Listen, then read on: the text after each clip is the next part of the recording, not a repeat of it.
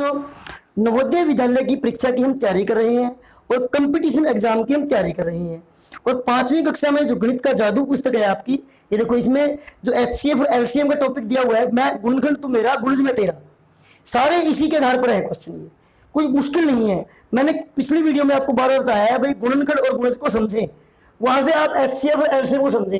LCM मतलब least common multiple, यानी कि जो गुणा करके आए हमारा मल्टीपल, और HCF जो फैक्टर है, जो कॉमन फैक्टर दोनों का। चलिए कुछ नया करते हैं, आज की वीडियो स्टार्ट करते हैं क्वेश्चन के माध्यम से और गुणनखंड और गुणज की टर्म को समझते हैं। मेरे पास दो रस्सियां 36 मीटर और 60 मीटर की दो रस्सियां हैं, दो लंबी लंबी रस्सियां हैं। उस बड़े से बड़े माप की रस्सी की लंबाई ज्ञात करो जिससे मैं इन दोनों को पूरा पूरा माप सकूं। अब देखो यहाँ पे कोई 10 मीटर की रस्सी भी हो सकती है जिसे मैं उसको माप लूंगा इस रस्सी को, तो परंतु ये पूरी पूरी नहीं मापेगी। फिर हमने ऐसे माप की रस्सी ज्ञात करनी है ताकि मैं दोनों को पूरा पूरा माप सकूं। तो क्या चाहिएगा हमें, तो क्लियर है, यहाँ पे हमें HCF निकालना पड़ेगा, हाईएस्ट कॉमन फैक्टर निकालना पड़ेगा। अब आपको निकालना ही आता है, मैंने पिछली वीडियो में 3 तरीके बताए थे निकालने के। 60 को 36 से भाग कर देंगे, 36 से कम 36, यहाँ पे घटाएंगे हम 4 और 5 24 बच गया हमारा। फिर अंदर इसको रखेंगे 24 से कम 24, यहाँ पे 12 बच गया। फिर अंदर 24 रखेंगे, 12 दूनी 24, तो कितनी आ गई हमारे पास, 12 मीटर की आ गई। हमारे पास 12 मीटर की रस्सी अगर है तो इसको भी माप सकेंगे, इसको माप सकेंगे। इसको मापने के लिए 3 बार, इसको मापने के लिए 12 पंजे 60 5 बार। तो इस प्रकार से ऐसे सवालों में हम महत्तम समापवर्तक यानी कि HCF कॉमन फैक्टर निकालते हैं, हाईएस्ट कॉमन फैक्टर, या क्या कहते निकालेंगे हम, गुणनखंड विधि से सारा गुणनखंड फिर महत्तम समापवर्तक। ये बड़ा ही महत्वपूर्ण है, आपने यही समझ लेना है। मैं बार बार इसका समापवर्तक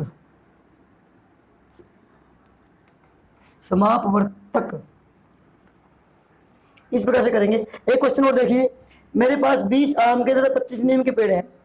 देखो मैं पेड़ लाया हूँ आम और नीम के, मैंने अपनी क्यारी में लगाने हैं वो, परंतु मेरे पास सामने समस्या क्या है, मैं उनको बराबर बराबर लगाना चाहता हूँ, बराबर बराबर लाइनें बनाना चाहता हूँ, और एक भी ना तो नीम बचे और ना ही आम बचे, क्योंकि बराबर लगाने हैं ना मैंने।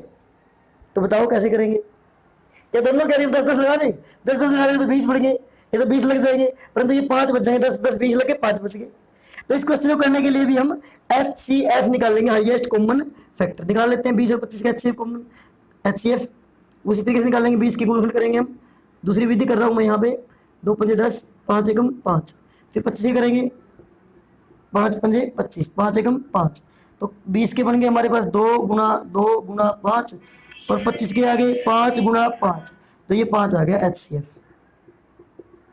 तो हमारे पास ऐसे कितने आ गए, 5 पौधे एक लाइन में लगाएं तो हमारे पास पूरी पूरी लाइनें बन जाएंगी। अगर हम 5 आम एक लाइन में लगाएंगे तो आम की कितनी लाइन लगेंगी, आम की 4 लाइन लगेंगी, और नीम की एक लाइन में 5 नीम लगाने हैं ना, तो 25 नीम है हमारे पास, तो 5 बराबर हो जाएंगे सारे वो तो, परंतु आम की बनेगी 4 लाइन और नीम की बनेगी 5 लाइन। इस प्रकार के सवाल नवोदय विद्यालय की परीक्षा में पूछे जाते हैं, बड़े ही आसान है। इस तरीके से और भी क्वेश्चन है कि जैसे आपके विद्यालय में 80 लड़के, ठीक है, और 72 लड़कियां हैं, कितने कितने बच्चों की लाइनें बनवाएं ताकि पूरी पूरी लाइन लग जाए और कोई भी बच्चा पीछे ना हो, लाइन पीछे से बराबर दिखे हमें। ध्यान समझना इस क्वेश्चन को भी। आपके विद्यालय में 80 लड़के हैं और 72 लड़कियां हैं, कितने कितने हैं, बॉयज 80, गर्ल्स 72, तो लाइन लगानी है आपने पूरी पूरी बच्चों की ताकि एक भी बच्चा बचे ना, आगे पीछे ना हो बच्चा। तो यहाँ पर भी हम कॉमन फैक्टर और फिर HCF निकाल लेंगे इन दोनों का। HCF की विधि देख लेंगे, HCF निकाल लेंगे एक बार, ऐसे भाग विधि से कर सकते हैं आप। 80 को बड़ी रकम को अंदर रख के छोटी सी भाग करेंगे, 72 एकम 72, यहाँ पे बच गया 8, बड़ा ही आसान है, फिर इसको लेके आएंगे 72, 8 नीम में 72, तो कितना आ गया, 8 आ गया ना। तो 8-8 की हम लाइन बनाए, अगर लड़कों की 8-8 की लाइन बनाएंगे तो लड़कों की लाइन कितनी बनेगी, लड़कों की लाइनें कितनी लगेंगी, 8-8 की लाइन 10 लाइन लगेंगी, और लड़कियों की 8 नीम 72, 9 लाइन लग जाएंगी। तो इस प्रकार से 19 लाइनों में हम सब उन बच्चों को खड़ा कर देंगे। ये क्वेश्चन बड़े ही सरल हैं, कोई कंफ्यूज होने वाली बात नहीं है। ये नवोदय विद्यालय में और विभिन्न कंपटीशन परीक्षा में आते हैं, वहां से आप RS अग्रवाल की बुक की तैयारी करें और मेरे को कमेंट बॉक्स के माध्यम से सूचित अवश्य करें अगर आपको समझ ना आए तो। कई वीडियो देखते हैं HCF निकालने के लिए आप निकालते हैं, सबसे पहले करते हैं गुणनखंड। 1 गुणा 12, 2 गुणा 6, 3 गुणा 4। ये तो आपको पता ही है, तो बड़े आसान 18 करते हैं। 1 गुणा 18, 2 निमे 18, 3 छिके 18 और 6 18 रिपीट होने लगते हैं ना फिर। तो इसमें से आ गया HCF कितना आ गया आपका, सारा गुणनखंड करते हैं। सारा गुणनखंड 1, 2 और 6, तो HCF कितना आया था यहाँ पे 6। एक विधि तो ये थी।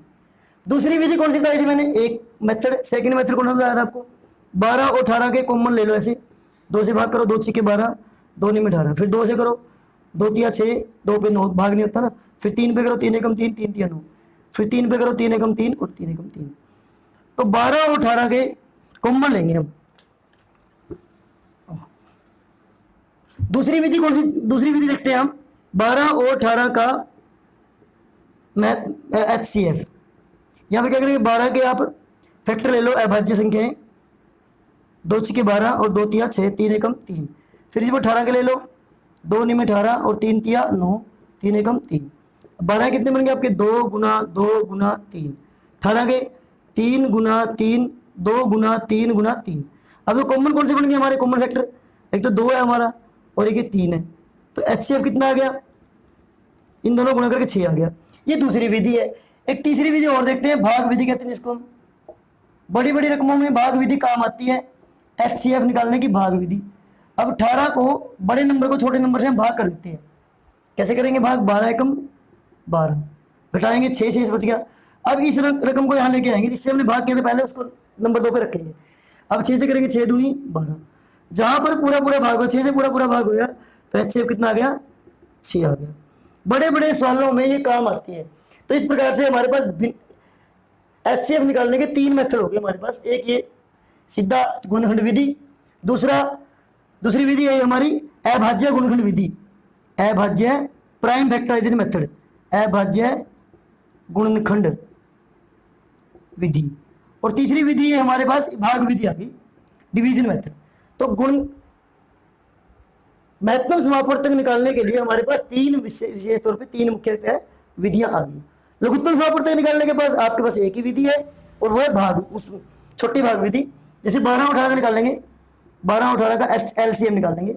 मैं निकाल भी चुका हूँ उसको ऐसे करके, इस भाग विधि से। 2 छिके 12, 2 निमे 18 और फिर 2 पे 2 तिया 6 और 9, 3 पे 3 एकम 3 और 3 तिया 9, 3 पे 1 और 1। अब क्या आ गया, 2 गुणा 2 गुणा 3 गुणा 3, यानी कि 2 दूनी 4 तिया 12 तिया 36, इनका LCM आ गया। इस प्रकार से आप इन वीडियो के माध्यम से LCM और HCF निकालने के लिए परिचित हो गए होंगे। मुझे आशा है कि मेरे द्वारा पढ़ाया गया HCF और LCM और गणित का चैप्टर आपको समझ में आया होगा। धन्यवाद।